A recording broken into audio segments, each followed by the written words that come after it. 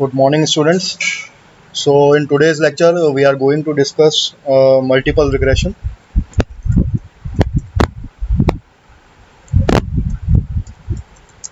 Multiple regression, and after that, we are going to discuss the scaling part. ठीक है, तो दो topics we are going to cover in this session. So, first of all, we'll discuss about the multiple regression. So, multiple regression is also nothing but a type of linear regression in which there are two or more independent variables. ठीक है, तो अभी तक हम लोगों ने देखा था सिर्फ एक ही वेरिएबल, एक ही इंडिपेंडेंट वेरिएबल जो कि हमारा एक्स है, उसको हम यूज़ कर रहे थे और हम प्रेडिक्ट कर रहे थे और R score value, R two value score और आर वैल्यू को हम देख रहे थे by using a linear regression and the polynomial regression. लेकिन अब हम क्या कर रहे हैं कि अब हम दो टाइप के वेरिएबल्स यूज़ करेंगे. ठीक है, इंडिपेंडेंट वेरिएबल्स यूज़ करेंगे. तो जब मैं दो more than two independent variables की बात कर रहा हूँ, तो y की जो इक्वेशन बनेगी मेरी, वो बन जाएगी y equals to m1 x1 plus m2 and x2. ठीक है, तो इसके अंदर एंड प्लस c. तो बेसिकली इसके अंदर क्या होता है स्टूडेंट्स, अगर हम इसको इंटरप्रिटेट करें तो m1 and c are my coefficients. m2 and c are my coefficients. ठीक है, तो इन्हीं को हम लोग कैलकुलेट करते हैं. ठीक है, और उसके बाद हम y प्रेडिक्ट करते हैं, y की वैल्यू को प्रेडिक्ट करते हैं. So these are my label data. तो मेरे पास लेबल डेटा होगा, इंडिपेंडेंट वेरिएबल होगा, x1 और x2 की वैल्यू होगी मेरे पास और y की वैल्यू होगी. क्योंकि लीनियर रिग्रेशन पढ़ रहे हैं हम, तो linear regression is a supervised type of learning. और सुपरवाइज्ड टाइप ऑफ लर्निंग में क्या होता है, हमारे पास लेबल डेटा होता है. हमारे पास अभी y भी नोन होगा, x भी नोन होगा, जैसे कि हम लोगों ने प्रीवियस लेक्चर में देखा था. और उसके हिसाब से फिर हम अगर कोई नया वेरिएबल आता है, कोई रैंडम वैल्यू आती है x1 और x2 की, तो हम उसके हिसाब से फिर y को प्रेडिक्ट करते हैं. ठीक है, so that is all about. तो अभी तक सिर्फ हम लोगों ने एक ही वेरिएबल के साथ देखा था. Now we are going to use two variables. और अब मैं आपको दिखाऊंगा कि किस तरीके से डेटा सेट कैसे खेला जाता है. तो we are going to use a car data set. ठीक है, मैं आप लोगों के साथ इसको शेयर कर दूंगा बहुत जल्दी. तो हम लोग एक कार का डेटा सेट देखेंगे जिसमें हम टू वेरिएबल्स देखेंगे. तो मेरा जो x1 वेरिएबल होगा वो मेरा होगा वॉल्यूम ऑफ द कार, और x2 जो वेरिएबल होगा वो मेरा होगा वेट.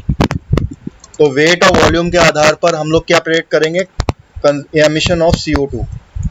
ठीक है, CO2 मतलब कार्बन डाइऑक्साइड किस तरीके से एमिशन करते हैं हम लोग.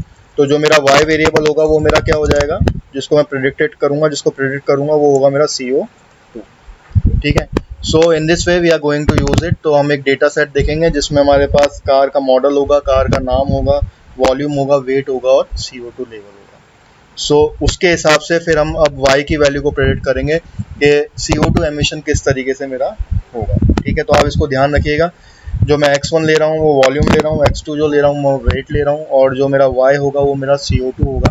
सो लेट्स सी कि हमारा किस तरीके से वो डेटा सेट दिखाई देगा. तो मैं आप लोगों को वो डेटा सेट दिखाता हूँ. तो सबसे पहले डेटा सेट को देखने के लिए हमें क्या करना पड़ता है, उसको अपलोड करना पड़ता है उस डेटा सेट को. तो अपलोड करने के लिए कोलैब के अंदर एक मैंने आप लोगों को बताया था, तो हम लोगों को एक लाइब्रेरी इंपोर्ट करनी पड़ेगी. किसमें से, google.colab में से. तो I just right google.colab import files. तो मैंने एक फाइल्स नाम की जो लाइब्रेरी है उसको मैंने यहाँ पे इंपोर्ट कर लिया है. और अब मैं उसको क्या करूँगा, फाइल्स डॉट अपलोड. एक फाइल्स डॉट अपलोड एक उसका मेथड होता है. उसके अंदर मैं क्या करूँगा, उसको अपलोड करूँगा और उसको एक वेरिएबल में सेव कर दूँगा जिसका मैं नाम रख देता हूँ अपलोडेड. ठीक है, तो अपलोडेड नाम के वेरिएबल के अंदर मैं फाइल्स डॉट अपलोड करूँगा. तो जैसे ही मैं इसको रन करूँगा तो आप लोगों को पता ही है कि इस तरीके से ब्राउज विंडो एक खुल जाएगा. ठीक है, यहाँ से मैं ब्राउज करूँगा तो आपका एक पॉपअप विंडो खुलेगा जिसमें आप जहाँ से आप उसको डाउनलोड करेंगे वो आपका ऑप्शन खुल जाएगा. और मैं उसके अंदर कार्स नाम का फाइल अपलोड कर दूंगा, तो देखिए cars.csv। तो आप लोगों को ध्यान रखना है कि CSV फाइल डाउनलोड करनी है तो एक्सेल के अंदर एक फैसिलिटी होती है जिसके अंदर हम CSV फाइल को कर सकते हैं। CSV is nothing but comma separated file, ठीक है।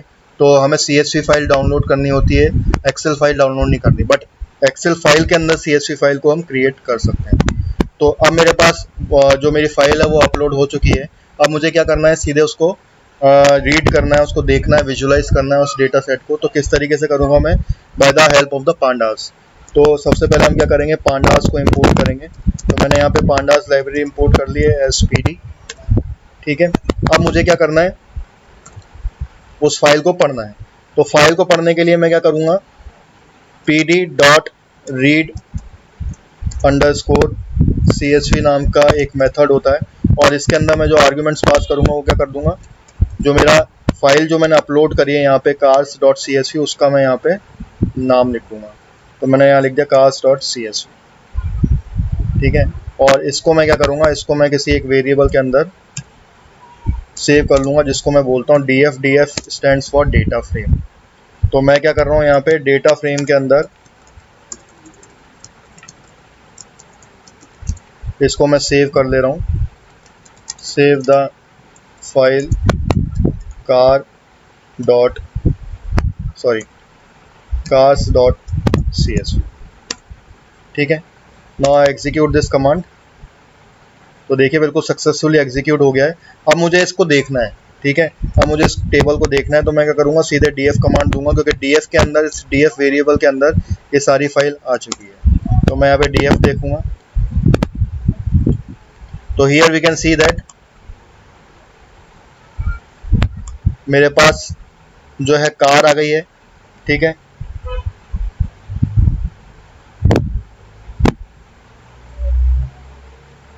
मॉडल आ गया है, वॉल्यूम आ गया, वेट आ गया और CO2 आ गया, ठीक है।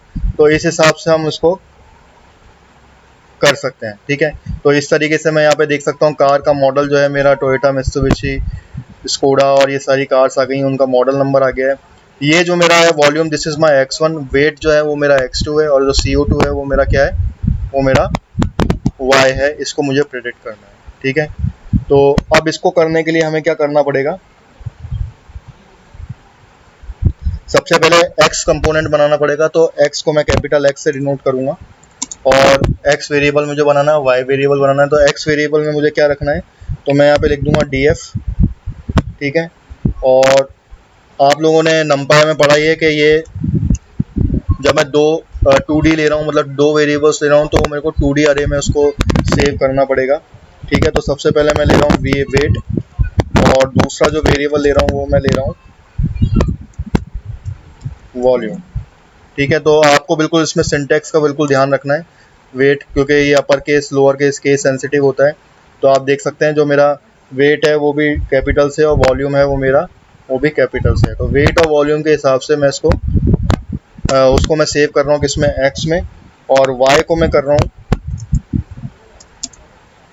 df, यहाँ पे मैं ले रहा हूँ CO2, ठीक है।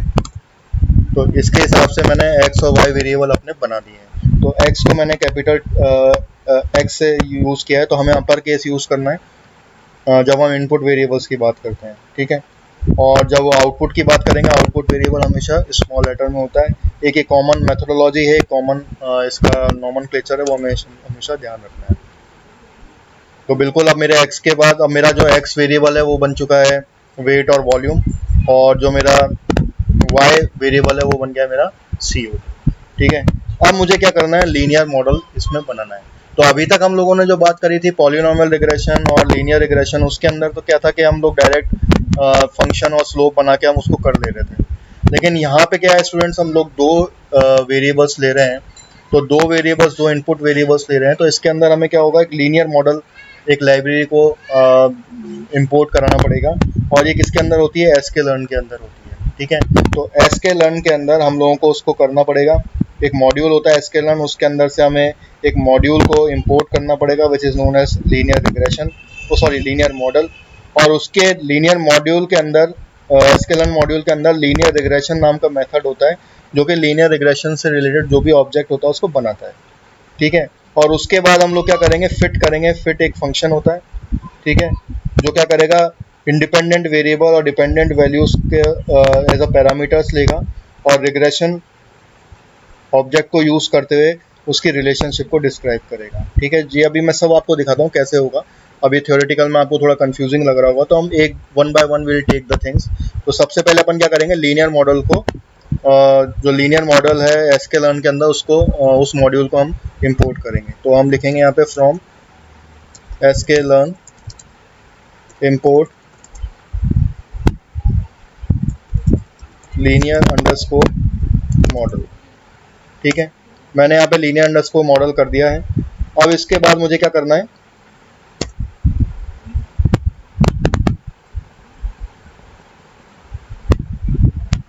लीनियर अंडरस्कोर मॉडल के अंदर एक मेथड होता है जिसको हम बोलते हैं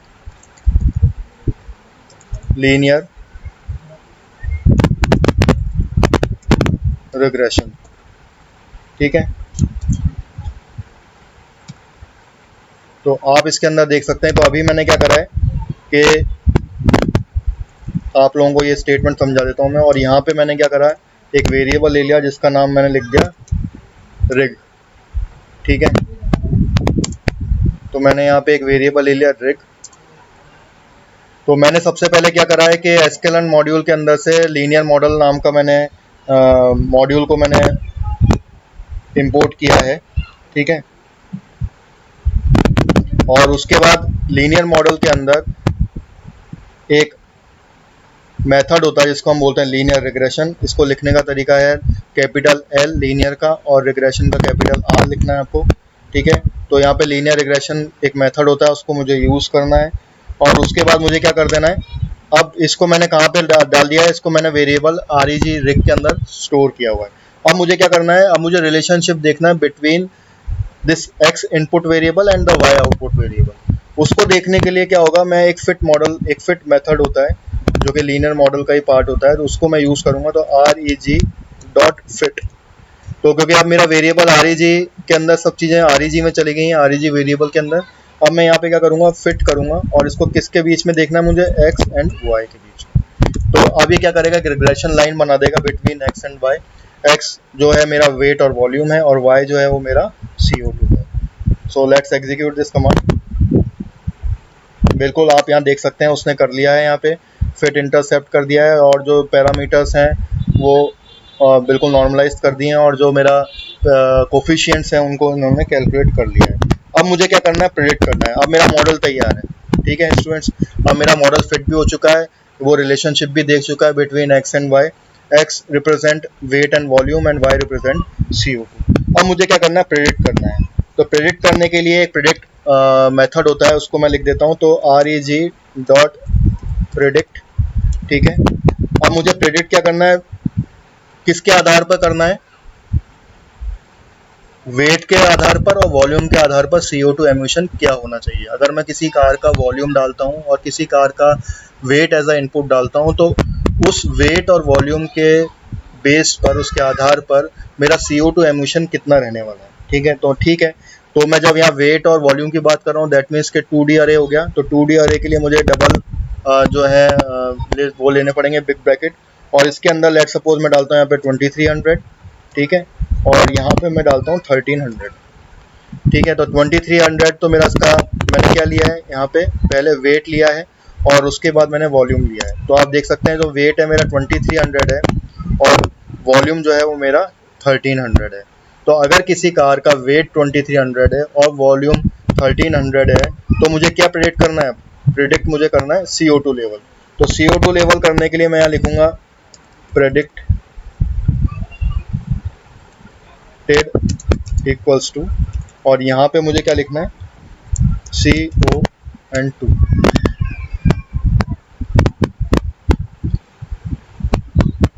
ठीक है, तो जो भी प्रेडिक्टेड वैल्यू आएगी वो प्रेडिक्टेड CO2 के अंदर आ जाएगी। ठीक है, और उसके बाद मुझे क्या करना है, उसको प्रिंट करा लेना है। तो मैं यहाँ पे प्रिंट कराऊंगा प्रेडिक्टेड CO2। ठीक है, तो अब क्या होगा कि जो भी लाइन इस पे जो भी इसकी वैल्यू प्रेडिक्ट होके आएगी वो किस में सेव हो जाएगी, प्रेडिक्टेड CO2 को, CO2 वेरिएबल के अंदर। तो प्रेडिक्टेड CO2 के अंदर मुझे क्या करना है, प्रिंट करा लेना उसको। तो लेट्स सी, तो यहाँ पे मैं देख सकता हूँ कि उसका जो CO2 एमिशन होने वाला है वो 700 to 107.2 होने वाला है। तो मैं देख सकता हूँ कि मेरा प्रेडिक्शन सही हुआ है कि नहीं हुआ। लेट्स सी कि 2300,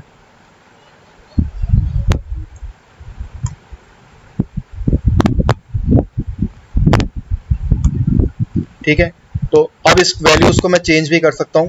अब मान लीजिए मैंने यहाँ पे डाल दिया 2500 और 1300 का होगा, तो मेरी प्रेडिक्टेड वैल्यू क्या होगी, तो मेरा जो CO2 का जो एमिशन होने वाला है वो 109 के अराउंड होगा, अगर मेरा वेट और वॉल्यूम इतना रहता है गाड़ियों का तो, ठीक है।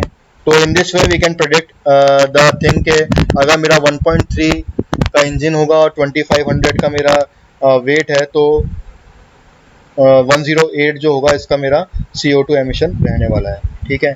अब बात करते हैं कोफिशिएंट्स की। तो coefficients are the factors which describe the relationship with the unknown variable, ठीक है। अब मैं आपको यहाँ पे बता देता हूँ what you mean by coefficients.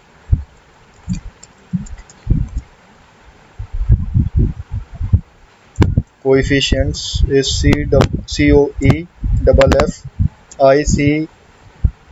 COEFFICIENT, ठीक है। कोफिशिएंट्स मेरे क्या होते हैं, एक तो मेरा है इस केस में M1, M2 and C। So these जब मैं इन सबको मिला देता हूँ तो ये these are called the coefficients. So basically coefficients describe the relationship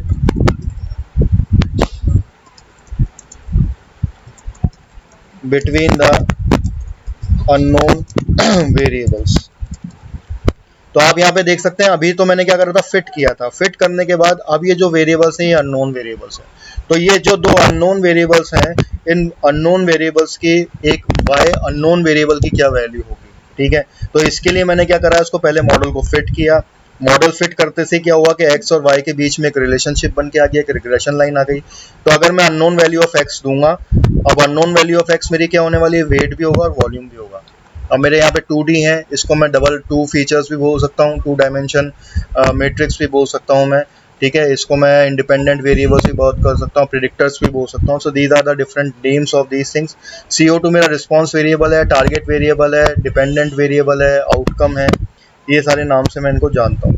तो अब जब मैं इनमें कोई अननोन वेरिएबल डाल रहा हूँ, अगर आप देख सकते हैं 2500 और 1300 एक अननोन वैल्यू है, ठीक है। ये पूरे इसमें कहीं पे भी नहीं है, आपको कहीं पे भी ये देखने को नहीं मिलेगी। ओके 2500 मिल रही है, तो ठीक है, मैं यहाँ पे लेट सपोज 2356 डाल देता हूँ, ठीक है।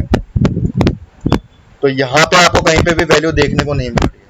और यहाँ पे मैं मान लीजिए 1300 की जगह डाल देता हूँ 1455, तो ये वैल्यू आपको देखने को कहीं नहीं मिलेगी इस डेटा सेट के अंदर। तो ये अननोन वैल्यू है। अब इस अननोन वैल्यू के आधार पर मैं क्या प्रेडिक्ट करने जा रहा हूँ, CO2, जो कि वो भी एक अननोन निकलने वाला है, लेकिन वो मेरा क्या फ्यूचर प्रेडिक्शन है।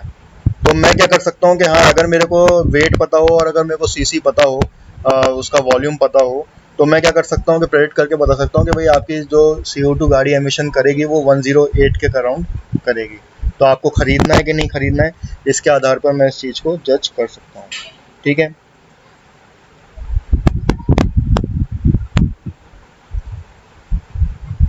So now we have to do is we have to find out the coefficient। तो मैं आपको अब रिग्रेशन कोफिशिएंट बताता हूँ कि रिग्रेशन कोफिशिएंट किस तरीके से निकालना है। तो रिग्रेशन कोफिशिएंट निकालने के लिए आपको क्या करना है स्टूडेंट्स, एक रिग डॉट कोफी अंडरस्कोर करके एक मेथड होता है, उससे मैं वैल्यू प्रिंट कर सकता हूँ। तो REG, तो ये तो मेरा वेरिएबल हो गया जिसमें मैंने वो किया था डॉट COEF, ठीक है, और एक अंडरस्कोर लगा देता हूँ। So now let's see what will be the output. तो हियर वी कैन सी कि ये जो मेरा M1 और M2 की वैल्यू आ गई है, ठीक है। So these are the coefficients, the results are represent the coefficient values of weight and volume. तो यहाँ पे वेट और वॉल्यूम की वैल्यू आ गई है मेरी, ठीक है। C मेरा जो है आप उसको कह सकते हैं वो एक तरह का एरर है, जो रिड्यूस्ड एरर है, जो हमेशा रहने वाला है, ठीक है, जिसको मैं एरर भी जो हम लॉस फंक्शन की बात करेंगे उसको रेगुलराइज करने की बात करते हैं तब सी काम में आता है। लेकिन अभी यहाँ पे जो ये वैल्यू कैलकुलेट होके आई है ये मेरी M1 और M2 कैलकुलेट होके आया है। ठीक है, तो आप देख सकते हैं कि जो मेरा वेट का जो स्लोप है वो है 0.0075 और जो मेरा वॉल्यूम का जो M1 है उसकी वैल्यू आई है 0.0078। ठीक है, तो इस तरीके से हम कोफिशिएंट वैल्यू को निकाल सकते हैं। तो अगर मैं इसको इंटरप्रिटेट करूं तो मैं ये बोल सकता हूं कि these value tell us that if the weight increases by 1 kg, अगर मेरा वेट 1 kg से इंक्रीज करेगा तो जो मेरा CO2 एमिशन है वो 0.0075 से इंक्रीज करेगा। ठीक है, तो इसके आधार पे मैं ये इंटरप्रिटेशन कर सकता हूँ कि if my car weight is increased by 1 kg, then the CO2 level will increase by 0.00755 ग्राम। ठीक है, क्योंकि जो CO2 ग्राम में है। और दूसरे से मैं इंटरप्रिटेट कर रहा हूँ if my car volume is increased by 1 centimetre cube. ठीक है, क्यूबिक में होता है ये। तो जो मेरा CO2 एमिशन है देन माय CO2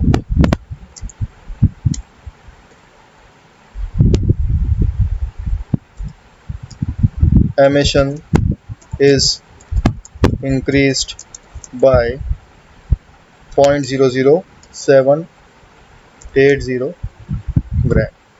ठीक है, सो ये दो वैल्यू से मैं ये प्रेडिक्ट कर सकता हूँ। तो एक केजी पे इतना CO2 लेवल इंक्रीज हो रहा है और 1 क्यूबिक सेंटीमीटर का मेरा वॉल्यूम इंक्रीज होता है तो इतना मेरा CO2 लेवल इंक्रीज होगा।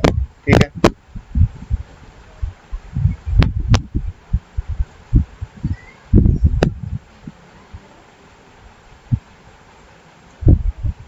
तो अब आप इसके साथ खेल सकते हैं। आप इसमें कोई भी वैल्यू उसको चेंज करें और उसको देखें कि आपका प्रेडिक्टेड CO2 किस तरीके से आ रहा है।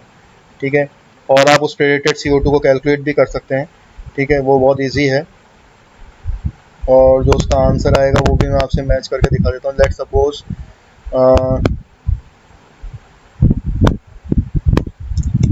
प्रेडिक्टेड, आपको ये चीज़ कंफर्म भी हो जाएगी कि हुआ है कि नहीं हुआ सही। CO2 फिर से क्या कर रहा हूँ मैं, reg.predict। अब मैं इसके अंदर वैल्यू डालता हूँ 3300 और उसके बाद डालता हूँ मैं 1300। ठीक है, तो these are my parameters. Sorry, अब इन पैरामीटर्स को मैं क्या करता हूँ, मेरा प्रेडिक्ट करना है तो मैं इसमें प्रिंट कराऊंगा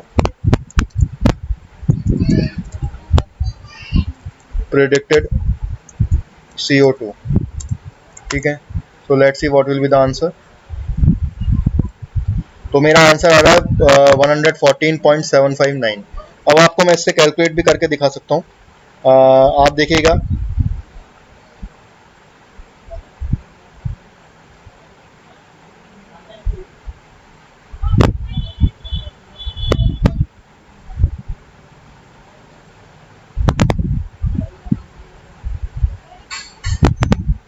सो वी कैन से दैट कि 1.3 लीटर का मेरा अगर इंजन है और 3300 का अगर मेरा वेट है तो मेरी जो गाड़ी होगी वो 115 around grams of CO2 release करेगी for every kilometre it drives. ठीक है, तो ये इसका इंटरप्रिटेशन हो गया। ठीक है, फिर से मैं बता देता हूँ कि आपको 1.3 लीटर ऑफ इंजन में अगर 3300 किलोग्राम का वेट है तो 115 ग्राम ऑफ CO2 वो एमिट करेगा।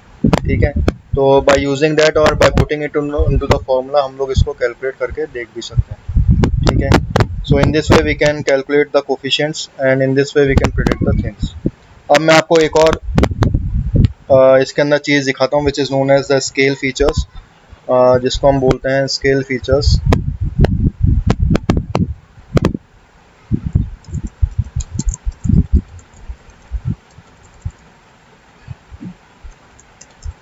स्केल फीचर स्टूडेंट्स क्या होता है कि अभी मैंने जो यहाँ पे डेटा सेट देखा था वो आप देख सकते हैं कि जो मेरा वॉल्यूम है और जो वेट है वो सेम यूनिट्स में है, ठीक है। अगर मान लीजिए ये लीटर में होगा और ये वेट्स जो है अलग यूनिट में होंगे तो मेरा क्या होगा, ठीक है।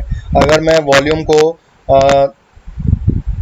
क्यूबिक सेंटीमीटर की जगह लीटर में अगर इसको रिप्रेजेंट करूँगा तो क्या होगा, तो उसमें क्या होगा स्टूडेंट्स के ये दोनों वैल्यूज़ जो होंगी कंपेयर करने के लिए सही नहीं होंगी, तो मुझे इसको स्केल करना पड़ेगा इन दोनों को। और स्केल करने के लिए हम लोगों को क्या होता है कि स्केल मेथड यूज़ होता है, उसको हम करते हैं। वो किस तरीके से होता है वो मैं बताता हूँ आपको। देखिए स्केल मेथड के अंदर क्या होता है,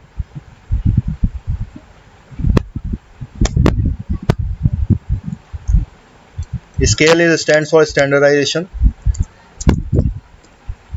तो स्टैंडर्डाइजेशन के अंदर स्टैंडर्ड करना पड़ता है, मैं स्टैंडर्डाइजेशन।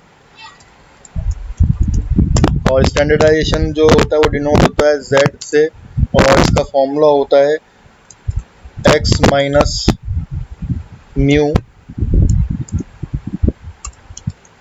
डिवाइडेड बाय s, जिसमें कि x तो मेरा जो होगा वो होगा मेरा इंडिपेंडेंट वेरिएबल, और इसको मैं बोल सकता हूँ ओरिजिनल वैल्यू, ठीक है। और जिसको मुझे स्टैंडर्डाइज करना है। और u होगा मेरा mean which is nothing but my average, और s जो होगा this is known as my standard deviation. ये सब चीज़ें मैं आप लोगों को समझा चुका हूँ डिटेल में, so there is no need to again explain it.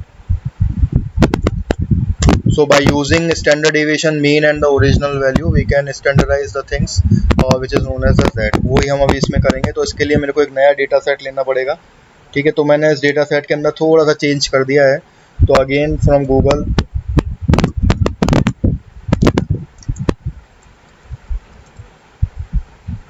Dot colab import files, ठीक है, और uploaded equals to files dot upload. अब मैंने कार्स 1.csv को अपलोड किया है, ठीक है। आई एम सॉरी, अपलोड में मुझे कोई नाम नहीं देना होता है, done the mistake, it is empty function. अभी तक मैंने अपलोड ही नहीं करी है तो मैं उसको लिख कैसे सकता हूँ, तो पाथ ही नहीं देगा। ऑलराइट, तो यहाँ से मैं अपलोड करूँगा, और अब मैं यहाँ पे cars 1.csv फाइल को अपलोड करने जा रहा हूँ, और it is 0% showing it right now, and now it is 100%। So cars 1.csv file मैंने अपलोड कर दी है, ठीक है। अब मुझे क्या करना है, पांडास लगाना है। मैंने पांडा वैसे ही ऑलरेडी इंपोर्ट कर रखा है, तो मैंने यहाँ पे df ले लिया, और df लेने के बाद pd dot read underscore csv, और यहाँ पे मैं फाइल नेम लिख दूंगा cars 1.csv। फाइन, तो अब मैं इसको देख लेता हूँ कि ये क्या है, तो अब मैं आपको चेंजेस बता दूंगा कि इसमें क्या चेंजेस हुए हैं। तो अब मैंने इसके अंदर क्या चेंजेस कर दिए स्टूडेंट्स, आप देख सकते हैं कि मैंने यहाँ पे वॉल्यूम अब क्यूबिक सेंटीमीटर की जगह इसको लीटर में रख दिया है। पहले यहाँ 1000 था, आप देख सकते हैं। फर्स्ट कार का अगर मैं देखूँ तो आप यहाँ देख रहे हैं टोयोटा आइगो का जो है 1000 वॉल्यूम था, लेकिन अब मैंने उसको चेंज कर दिया। चेंज करके मैंने क्या कर दिया, उसको 1 कर दिया है। तो सब क्यूबिक सेंटीमीटर को मैं क्यूबिक सेंटीमीटर में ना लेके लीटर के अंदर ले रहा हूँ। तो जब मैं इन दोनों को कंपेयर करूँगा तो यहाँ पे क्या होगा, प्रॉब्लम क्रिएट होगी, ठीक है। तो उसको मुझे स्टैंडर्डाइज करना पड़ेगा। तो स्टैंडर्डाइज करने के लिए मुझे क्या करना है, जो मैंने आप लोगों को फॉर्मूला बताया वो मेरे को इम्प्लीमेंट करना पड़ेगा। तो अगर मैं जैसे मान लीजिए पहले वैल्यू की बात करता हूँ, तो मैं आपको फर्स्ट वैल्यू कैलकुलेट करके दिखा देता हूँ। यहाँ पे अगर मैं वेट की बात करूँगा तो ये हो जाएगा 790। तो मैं यहाँ पे आपको एक बार कैलकुलेशन करके दिखा देता हूँ। पहले हम मैनुअली कैलकुलेट करके देख लेते हैं। 790 माइनस 1292.23, तो इसका मीन है, ठीक है। और इसको मैं क्या कर रहा हूँ, पहले ब्रैकेट कर देता हूँ क्योंकि इसको पहले मुझे माइनस करना है। और फिर उसके बाद मुझे इसको क्या करना है, डिवाइड कर देना है स्टैंडर्ड डेविएशन से। स्टैंडर्ड डेविएशन मैंने कैलकुलेट किया है, वो है 238.74, जो कि आप कैलकुलेशन करके देख लीजिएगा, जो कि आता है -2.1। So this -2.1 is nothing but my x1, और x1 मेरा क्या है, x1 मेरा है वेट। तो जो मेरा वेट है उसकी वैल्यू आ गई -2.1। और अगर मैं वॉल्यूम की बात करूं तो वॉल्यूम हो जाएगा मेरा 1.0 माइनस, इसका मैंने मीन कैलकुलेट किया है, वो है 1.61, आप लोग भी करके देखिएगा, और डिवाइडेड बाय इसका स्टैंडर्ड डेविएशन आएगा 0.38, जो कि आंसर आएगा -1.59। तो here we can see that कि अब मैंने यहाँ को उसको स्केल कर दिया है, तो स्केल डाउन करने से अब मैं कंपेयर कर सकता हूँ, अब मैं आराम से इसको इसके ऊपर कोई भी ऑपरेशन कर सकता हूँ, रिलेशनशिप देख सकता हूँ। ठीक है, तो स्टैंडर्ड करने के लिए, स्टैंडर्डाइजेशन करने के लिए एक मॉड्यूल हमें इंपोर्ट करना पड़ेगा, जिसको हम बोलते हैं स्टैंडर्ड स्केलर, जो कि sklearn.pre प्रोसेसिंग में होता है। तो कई बार स्टूडेंट्स ऐसे हमारे पास डेटा आ जाते हैं जिसमें हमें स्केल डाउन करना पड़ेगा, मोस्ट ऑफ द टाइम हमें करना ही पड़ता है, क्योंकि जब हम रियल टाइम डेटा सेट के साथ देखते हैं तो उसमें हमें करना ही पड़ता है। तो फिर से मैं आपको सारी की सारी लाइब्रेरीज एक बार फिर से इंपोर्ट करके दिखा देता हूँ, जस्ट आपको फिर से कोई कन्फ्यूजन नहीं हो। तो सबसे पहले मुझे क्या करना है, यहाँ पे इंपोर्ट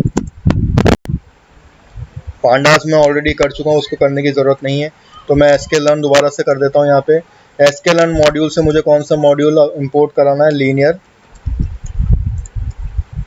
अंडरस्कोर मॉडल। तो इससे तो क्या हो जाएगा, मेरा लीनियर अंडरस्कोर मॉडल आ जाएगा, और जो स्केल डाउन करना है, स्टैंडर्डाइजेशन करना है, उसके लिए मुझे क्या करना है, from sklearn dot pre processing. तो आप यहाँ पे देख सकते हैं sklearn जैसे ही मैंने करा, यहाँ पे प्री प्रोसेसिंग आ गई। ठीक है, तो sklearn से मैं प्री प्रोसेसिंग कर सकता हूँ, और मुझे यहाँ पे क्या करना है, इंपोर्ट स्टैंडर्ड। लिखने का तरीका आप देख लीजिएगा, स्टैंडर्ड का एस भी कैपिटल होना चाहिए और स्केलर का एस भी कैपिटल होना चाहिए। तो जब मैं ये इसको इंपोर्ट कर लूँगा तो मैं स्टैंडर्डाइजेशन कर सकता हूँ। तो स्टैंडर्डाइजेशन करने के लिए मुझे क्या करना है, यहाँ पे लिखना है स्टैंडर्ड, देन स्केलर। ठीक है, और मुझे उसे कॉल करना है मेथड को, और उस मेथड को कॉल करके मुझे कहाँ सेव करा देना है, एक मैं वेरिएबल बना देता हूँ जिसको मैं बोल देता हूँ स्केल, लेट्स सपोज। तो मैंने यहाँ पे क्या करा है, स्टैंडर्ड स्केलर एक फंक्शन को कॉल किया, जो कि किसके अंदर था, इस sklearn dot pre processor module के अंदर। उसको मुझे पहले कॉल करना है, कॉल करने के बाद मुझे क्या करना है, एक्स वेरिएबल बनाना है। सबसे पहले तो कैपिटल एक्स वेरिएबल मैं बना देता हूँ, जो मेरा इनपुट वेरिएबल होगा, df। अगेन मैं यहाँ पे बिग ब्रैकेट लेता हूँ, और वेट तो मेरा होगा x1, और वॉल्यूम होगा मेरा x2। ठीक है, इसके बाद अब मुझे क्या करना है, स्केल करना है, स्टैंडर्डाइजेशन करना है, किस पे, x पे करना है। ठीक है, तो वो किस तरीके से होगा, तो मेरे को क्या करना है, यहाँ पे जो वेरिएबल जिसमें मैंने कॉल कराया, सबसे पहले तो उसको लिखूंगा मैं यहाँ पे scale dot fit underscore transform. तो ये क्या करेगा, scale dot fit underscore transform एक मेथड है, और इसके अंदर मैं क्या कर दूंगा, कैपिटल एक्स पास कर दूंगा। तो scale dot fit transform underscore transform एक मेथड है, जो कि किसके अंदर होता है, स्टैंडर्ड स्केलर के अंदर। उसमें मैंने आर्ग्यूमेंट पास कर दिया एक्स। अब ये क्या करेगा, इन दोनों जो मेरे इनपुट वेरिएबल्स हैं इसको स्केल डाउन कर देगा, और इसको मैं क्या कर दूंगा, सेव कर दूंगा। कहाँ पे सेव कर दूंगा, एक नया वेरिएबल बनाना पड़ेगा मेरे को, scaled, let suppose scaled x नाम से मैंने एक वेरिएबल बना दिया। ठीक है, अब मेरे को ये वैल्यूज़ देखनी कि वाकई में मैंने स्केल डाउन हुआ या नहीं हुआ, क्योंकि जो मैंने ये ऊपर कैलकुलेशन किया है वाकई में सही आए हैं या नहीं आए। तो मुझे उसके लिए क्या कराना, प्रिंट कराना पड़ेगा, और scaled x. Now let's see what will be the output.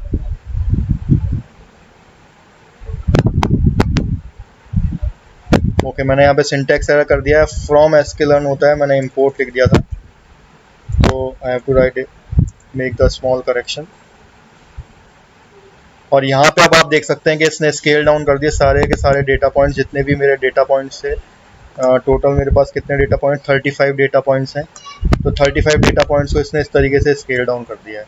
तो सबसे पहले मैं पहला जो मैंने कैलकुलेशन किया था वो सही है कि नहीं देखिए। वेट हो गया -2.1, बिल्कुल सही किया है।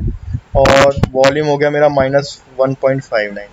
तो इससे मैं समझ सकता हूँ कि जो मैंने फॉर्मूला बताया है आप लोगों को बिल्कुल करेक्ट है। आप हाँ, आप इसको मैनुअली भी कर सकते हैं, और मैनुअली करने के बाद आप इस तरीके से उसको फंक्शन को यूज़ करके भी आप इसको कर सकते हैं। ठीक है।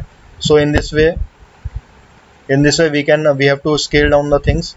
अब मेरा काम हो गया है। अब ये कंपेरेटिव वैल्यूज़ बन चुकी हैं, वेट और वॉल्यूम। अब मुझे क्या करना है, अब मुझे कुछ नहीं करना, प्रिडिक्ट करना है सीधे सीधे। तो प्रिडिक्शन करने के लिए मुझे क्या करना पड़ेगा, फिर से वो सारी चीज़ें करनी पड़ेंगी। तो सबसे पहले मेरे को यहाँ पे जो y वेरिएबल है उसको बनाना है। y वेरिएबल बनाने के लिए मुझे यहाँ पे क्या करना पड़ेगा, ds एक ही है तो यहाँ पे CO2 लिखना है। ठीक है। उसके बाद मुझे क्या करना है, लीनियर रिग्रेशन मॉडल लगाना है, जिसको मैं लीनियर मॉडल के अंदर जो होता है लीनियर अंडरस्कोर मॉडल, ठीक है, डॉट लीनियर रिग्रेशन। ठीक है। तो सबसे पहले मैंने क्या करा है, लीनियर रिग्रेशन मॉडल को कॉल किया, और उसके बाद मैंने क्या कर दिया है, इसको कॉल किया। और इसको कॉल करने के बाद मुझे इसको क्या करना है, एक वेरिएबल में सेव करना है जिसका नाम हो गया reg फाइन। तो ये मेथड कॉल हो गया है। अब इसको क्या करना है, मुझे फिट करना है। तो फिट करने के लिए फिट मेथड को मैं यूज़ करूँगा, reg डॉट फिट। और यहाँ पे मैं किसके बीच में करना है, मेरे को स्केल्ड एक्स के बीच में। ये ध्यान रखिएगा, यहाँ पे स्केल्ड एक्स एंड वाई है। ठीक है। क्योंकि मैं अभी यहाँ पे स्केल डाउन कर चुका हूँ, और स्केल डाउन करने के बाद मैंने यहाँ पे नया वेरिएबल ले लिया था स्केल्ड एक्स। क्योंकि अब मुझे एक्स और वाई के बीच में रिलेशनशिप नहीं देखना, मुझे स्केल्ड एक्स और वाई के बीच में रिलेशनशिप देखना है। तो यहाँ पे और उस वाले कोडिंग के बीच में सिर्फ यही एक डिफरेंस है। ठीक है। तो आपको अब रिलेशनशिप किसके बीच में देखना है, स्केल्ड एक्स जो मैंने ट्रांसफॉर्मेशन कर दिया है, और जब नई वैल्यू ऑफ एक्स की आ गई है, वो एक्स के और वाई के बीच में क्या रिलेशनशिप है, वो चीज़ को मेरे को देखना है। ठीक है। अब मैं इसको रन कर देता हूँ। यहाँ रन कर दिया, बिल्कुल सही लीनियर रिग्रेशन हो गया है, और बिल्कुल सही तरीके से फिट हो गया है। अब मुझे यहाँ पे क्या करना है, स्केल्ड ट्रांसफॉर्म, दोबारा मेरे को इसको ट्रांसफॉर्म करना है बाय यूजिंग स्केल ट्रांसफॉर्म। ठीक है। तो मेरे को इसको स्केल ट्रांसफॉर्म दोबारा करना पड़ेगा। तो मैं यहाँ पे स्केल डॉट, क्योंकि सब चीज़ें मेरी स्केल के अंदर हैं, तो स्केल डॉट ट्रांसफॉर्म मैंने यहाँ पे लिख दिया, और इसके अंदर मैं वैल्यू पास कर रहा हूँ। लेट सपोज मैंने यहाँ पे करा 2300 और कॉमा 1.3। तो अभी ऑटोमेटिकली इसको प्रेडिक्ट कर देगा, क्योंकि मैंने अब जो रिलेशनशिप देखा है वो किसके बीच में रखा है, स्केल्ड एक्स और वाई के बीच में।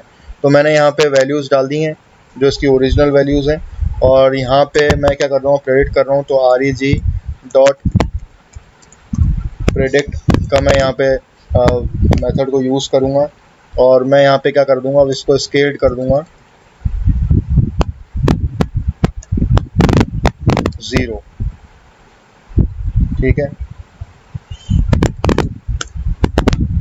और यहाँ पे मैं लिखूँगा, इसको मैं वेरिएबल प्रेडिक्टेड CO2 में कर देता हूँ स्टोर, और यहाँ पे मैं कर देता हूँ प्रिंट प्रेडिक्टेड CO2।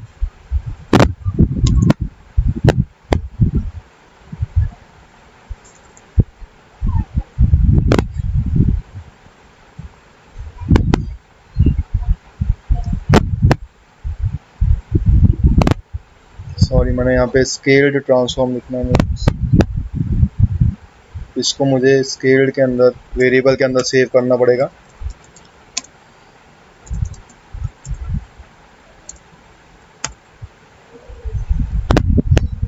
और अब आप देख सकते हैं कि यहाँ पे जो वैल्यू आई है वो 107.208 आई है।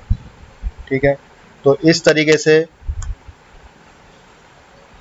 हम लोग स्केल डाउन करके भी वैल्यूज़ को प्रेडिक्ट कर सकते हैं और उसके हिसाब से हम जो भी CO2 एमिशन है उसको प्रेडिक्ट कर सकते हैं। तो जब 2300 का वेट होगा, 1.3 लीटर का अगर मेरा वेट वॉल्यूम है मेरे इंजन का, तो पर kilometre 1107 gram of CO2 emission होगा। तो बस आपको एक चीज़ याद रखनी है कि यहाँ पे जो स्केल्ड वेरिएबल है उसको मेरे को दोबारा 0 पे ट्रांसफॉर्म करना पड़ेगा, ठीक है। तो जो मैंने यहाँ पे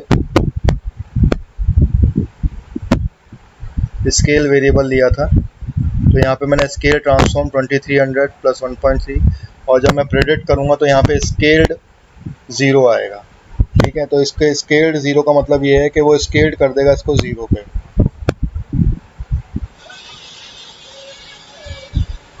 ठीक है। तो जब भी हम कोई प्रेडिक्ट वैल्यूज़ को प्रेडिक्ट करेंगे तो हमें स्केल्ड डेटा सेट को यूज़ करना है। तो स्केल्ड डेटा सेट को मैं यहाँ पे यूज़ कर रहा हूँ और स्केल्ड डेटा सेट मेरा इसको कन्वर्ट कर देगा, ट्रांसफॉर्म कर देगा और उसके हिसाब से मेरा जो वैल्यू होगी वो प्रेडिक्ट होके आ जाएगी। So in this way we can predict the CO2 level.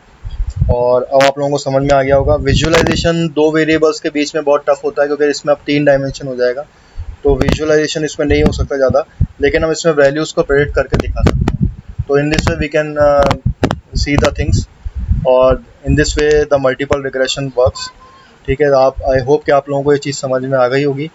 So in the next lecture we are going to discuss the naive Bayes theorem, जो आपका फर्स्ट टॉपिक है आपके सिलेबस का, लॉजिस्टिक रिग्रेशन। और अब मैं आपके सिलेबस के हिसाब से आप लोगों को पढ़ाऊंगा। तो सबसे पहले हम लोग नेव बायस पढ़ेंगे और उसके बाद हम KNN पढ़ेंगे, और उसके बाद अगर टाइम बचेगा and if you are interested तो हम लोग फिर आगे की चीज़ जैसे लॉजिस्टिक रिग्रेशन है, SVM है, उसको पढ़ेंगे। But that will be purely on your demand, अगर आप लोग चाहेंगे तो होगा, ठीक है। So by this I end up this lecture. Thank you and keep learning.